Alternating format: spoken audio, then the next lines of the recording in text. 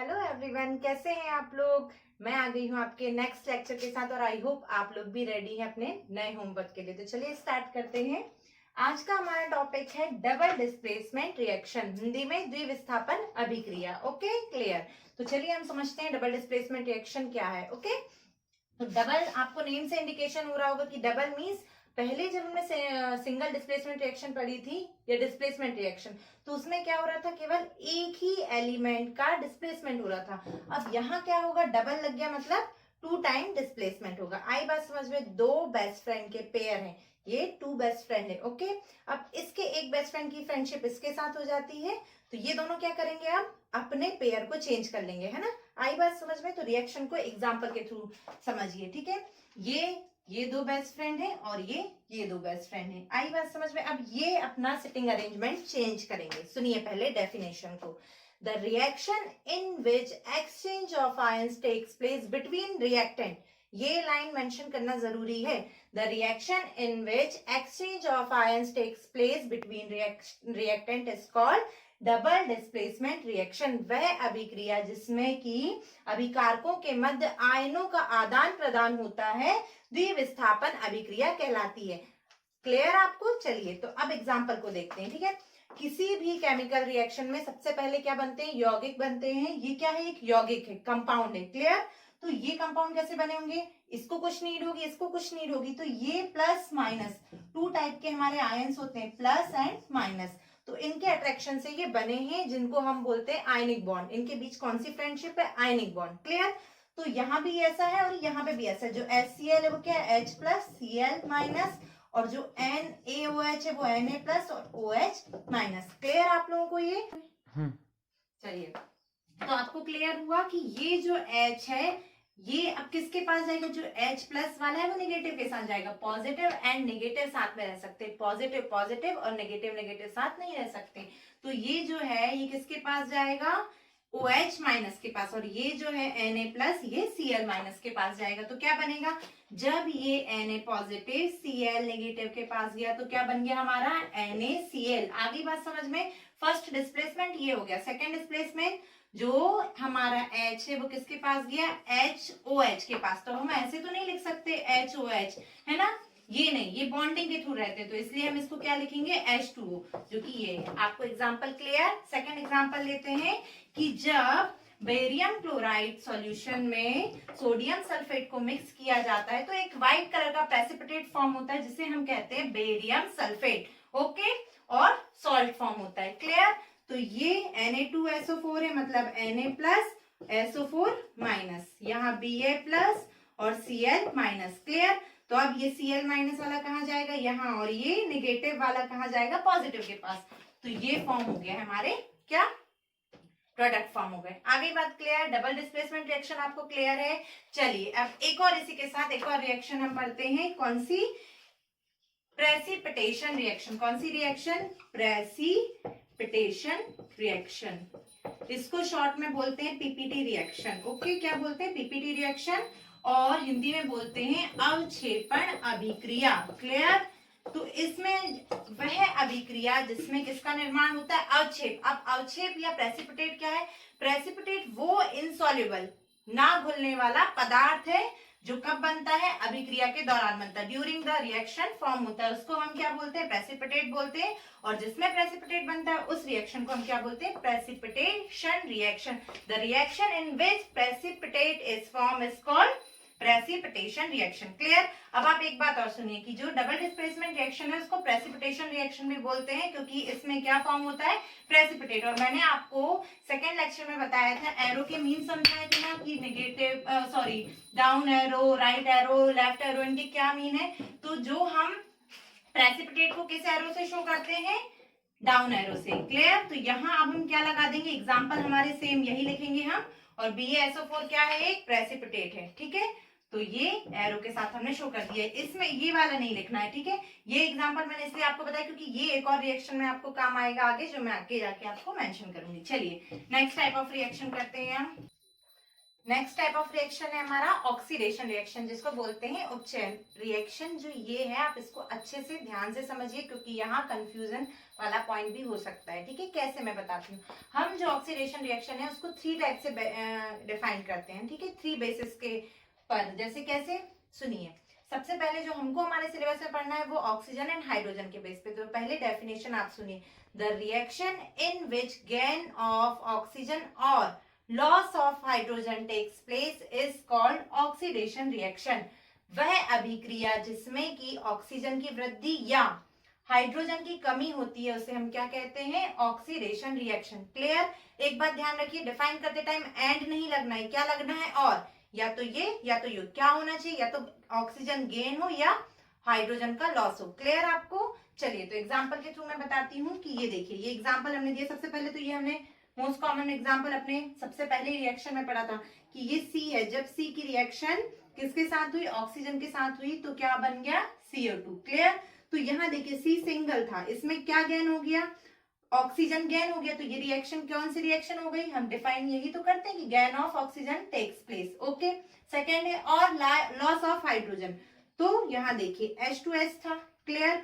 H2S, यहाँ O2, तो क्या हो गया कि इस H2S से S बस रह गया और कौन निकल गया, H2 निकल गया। तो loss of hydrogen takes place is called oxidation reaction. Clear. चलिए next type of reaction, next reaction reduction reaction. Okay.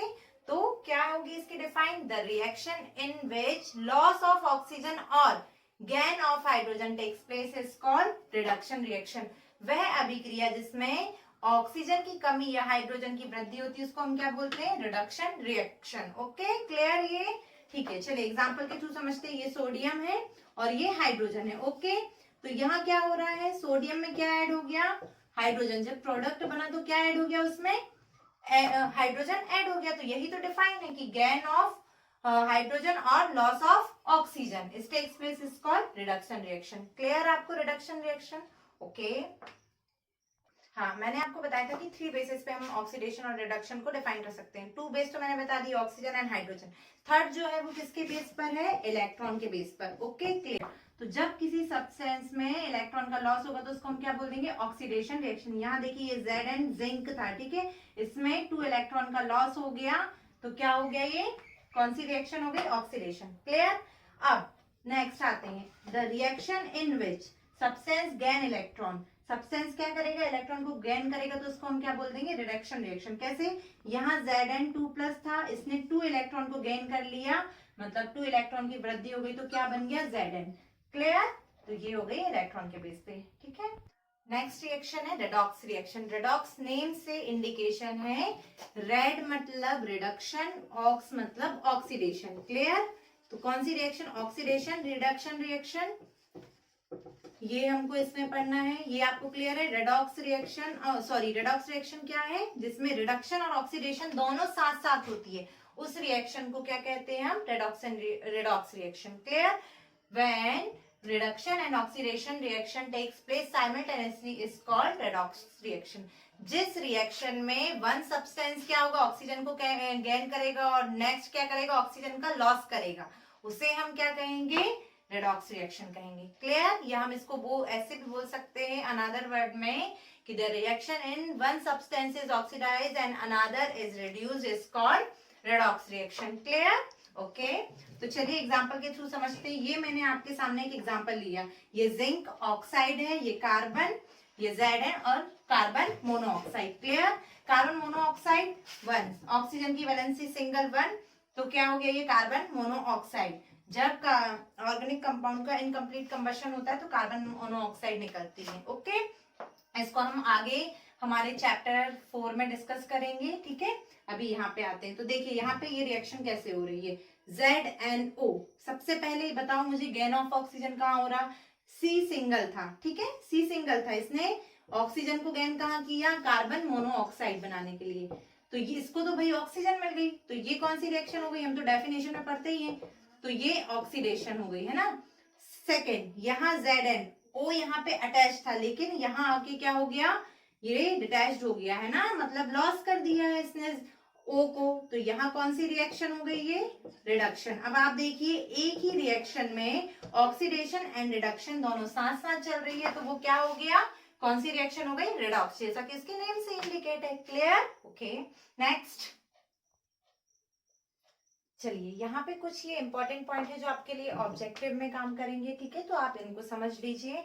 मैंने यहाँ 2 पॉइंट्स लिखे हैं, रिड्यूसिंग एजेंट और ऑक्सीडाइजिंग एजेंट। तो सबसे पहले रिड्यूसिंग एजेंट क्या होते हैं, रिड्यूसिंग एजेंट वो सब्सटेंस होते हैं जो रिएक्शन में या तो अपने इलेक्ट्रॉन का लॉस कर देंगे या क्या करेंगे, ऑक्सीजन को गेन करेंगे, वो क्या कहलाएंगे, रिड्यूसिंग एजेंट। आई बात समझ में? चलिए ऑक्सीडाइजिंग एजेंट क्या हो जाएंगे, जो रिएक्शन में या तो इलेक्ट्रॉन को गेन करेंगे, मतलब इलेक्ट्रॉन की जिनमें वृद्धि होगी, या जो ऑक्सीजन को लॉस करेंगे, वो क्या कहला जाएंगे, ऑक्सीडाइजिंग एजेंट। क्लियर? चलिए जब ये रिएक्शन होगी तो रिड्यूसिंग एजेंट जहां वर्क करेंगे उस रिएक्शन को हम क्या बोल देंगे, ऑक्सीडेशन रिएक्शन, और जहां ऑक्सीडाइजिंग एजेंट उसको हम क्या बोल देंगे, कौन सी रिएक्शन बोल देंगे, रिडक्शन रिएक्शन। क्लियर? आई ये वाली बात समझ में आप सभी को? अब यहाँ देखिए, जैसे हम कोई एग्जांपल ले लेते हैं कि ए कोई सब्सटेंस है, जब उसने अपनी ऑक्सीजन को गेन कर लिया या इलेक्ट्रॉन को लॉस कर दिया, तो हम क्या बोलेंगे उसके लिए, ए इज ऑक्सीडाइज। ए ने ऑक्सीजन गेन किया तो हम क्या बोलेंगे, ए इज ऑक्सीडाइज। क्लियर? नेक्स्ट, यदि यहाँ ये बी कोई सब्सटेंस है इस रिएक्शन में, तो हम उसके लिए क्या बोलेंगे, यदि उसने अपनी ऑक्सीजन का लॉस कर दिया, बी इज रिड्यूस्ड। ओके, ऐसे क्वेश्चन आपको ऑब्जेक्टिव में मिलेंगे देखने के लिए, ताकि तो ये तब आपका ये कॉन्सेप्ट क्लियर होना चाहिए ताकि आप उस प्रॉब्लम को सॉल्व कर सकें। Okay, clear? ये आप पॉइंट नोट डाउन कर लीजिएगा, ठीक है। नेक्स्ट टॉपिक है हमारा effect of oxidation in everyday. जो डेली लाइफ में या फिर एवरीडे जो भी ऑक्सीडेशन का इफेक्ट होता है उसके बारे में हमको पढ़ना है, ठीक है। तो पहला इफेक्ट कोरोजन और सेकंड है रेंसिडिटी। सबसे पहले हम कोरोजन को डिस्कस करते हैं कि कोरोजन क्या होता है। कोरोजन को हिंदी में बोलते हैं संक्षारण। तो सबसे पहले आप हिंदी में सुन लीजिए कि जो भी धातु या धातु से बनी हुई वस्तु जब किसी रासायनिक पदार्थ, अम्ल या नमी की कांटेक्ट में आती है तो वो क्या होती है, संक्षारित होने लगती है, और इस घटना को हम क्या कहते हैं, संक्षारण कहते हैं। क्लियर? ठीक है, आई बात समझ में? When metal or metallic substance attacked by moisture chemicals they become corroded and this phenomena is known as corrosion. clear? Clear ये पॉइंट आपको कि कोरोजन हम किसको कहते हैं, रस्टिंग ऑफ आयरन जो है कोरोजन का एक फिनोमेना है, ठीक है। Corrosion and rusting of iron एक नहीं है, आई बात समझ में? कोरोजन एक क्या है, इवेंट है, और उसी इवेंट का एक एग्जांपल क्या है, रस्टिंग ऑन आयरन। क्लियर? तो इसके एग्जांपल कोरोजन के क्या हो सकते हैं, लोहे पर जंग लगना, rusting on iron, black coating on silver material या सिल्वर ज्वेलरी, जो कि हम डेली लाइफ में यूज करते हैं ना, चांदी की अपनी ज्वेलरी वगैरह, उनमें आप देखते हैं ब्लैक कोटिंग हो जाती है। Third is green coating on copper. Copper के ऊपर जो हरे कलर की परत चढ़ने लगती है वो किसका एग्जांपल है, कोरोजन का है। क्लियर? नेक्स्ट टॉपिक है रेंसिडिटी। रेंसिडिटी के हिंदी में बोलते हैं विकृत गंधिता। तो जैसा कि नेम से क्लियर है, गंधिता, विकृत, जिसकी गंध ही खराब हो जाए उसको हम क्या बोलेंगे, rancidity. Clear?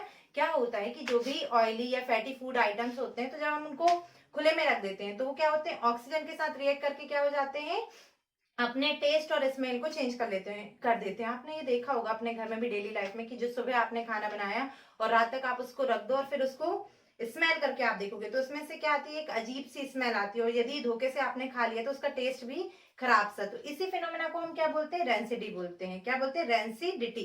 Clear? When fatty और oily food, when fat oils are oxidized they become rancid and their taste and smell is changed. This phenomena is called rancidity. Clear? जब फैटी या वसा युक्त खाद्य या तेली खाद्य पदार्थ उपचयित हो जाते हैं तो उनका स्वाद और गंध चेंज हो जाता है, और इस घटना को हम क्या बोलते हैं, विकृत गंधिता। क्लियर? आपने डेली लाइफ में इसके एग्जांपल देखे होंगे, खाना खराब हो जाता है। तो अब आप मुझे ये बताइए कि हमें इस रेंसिडिटी को प्रिवेंट कैसे कर सकते हैं। सबसे पहला जो हम करते हैं, क्या करते हैं कि उनको एयर टाइट, जैसे हम सलोनी वगैरह नमकीन वगैरह बनाए तो हम क्या करते हैं, उनको एयर टाइट कंटेनर में रख देते हैं। क्यों? क्योंकि जिससे वो ऑक्सीजन के साथ रिएक्ट ना कर पाए और ज्यादा से ज्यादा टाइम के लिए वो प्रिजर्व हो सके। क्लियर? सेकंड, हम अपने खाने को कहाँ रखते हैं, फ्रिज में। तो सेकंड हमारा क्या हो गया, रेफ्रिजरेशन। थर्ड क्या करते हैं, जो भी चिप्स वगैरह कुरकुरे वगैरह मार्केट से हम लाते हैं उनमें क्या होता है कि एक गैस फिल होती है। वो गैस कौन सी होती है, नाइट्रोजन। तो नाइट्रोजन से क्यों फिल किया जाता है, क्योंकि नाइट्रोजन जो है वो लेस रिएक्टिव क्या है, गैस है जो रिएक्ट नहीं करती और जिससे कि जो हमारा खाना है वो क्या होता है, खराब नहीं होता। जो चिप्स कुरकुरे वगैरह है वो खराब नहीं होते हैं और वो प्रिवेंट रहते हैं लॉन्ग टाइम के लिए। क्लियर?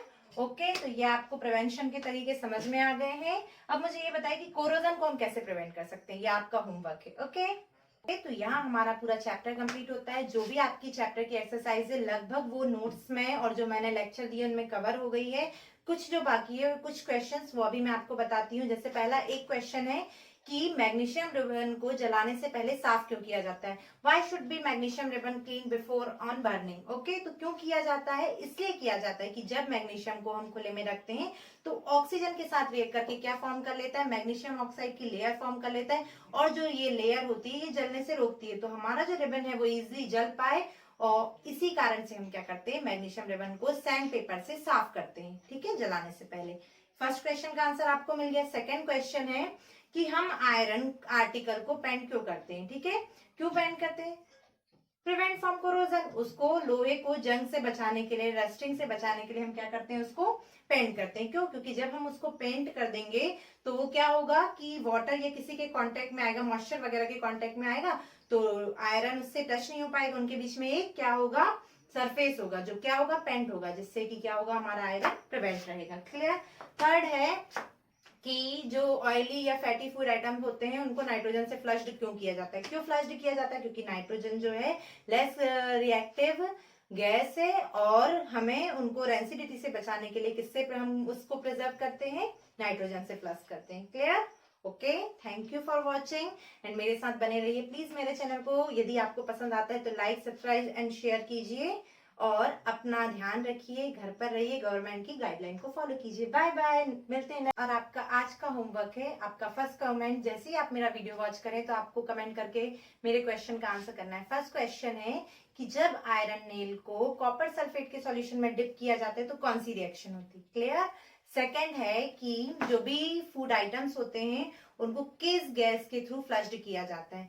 थर्ड क्वेश्चन है प्रेसिपिटेट का फॉर्मेशन किस एरो के थ्रू शो किया जाता है। फोर्थ क्वेश्चन है कि बेरियम सल्फेट जो प्रेसिपिटेट रिएक्शन में फॉर्म होता है उसका कलर कैसा होता है।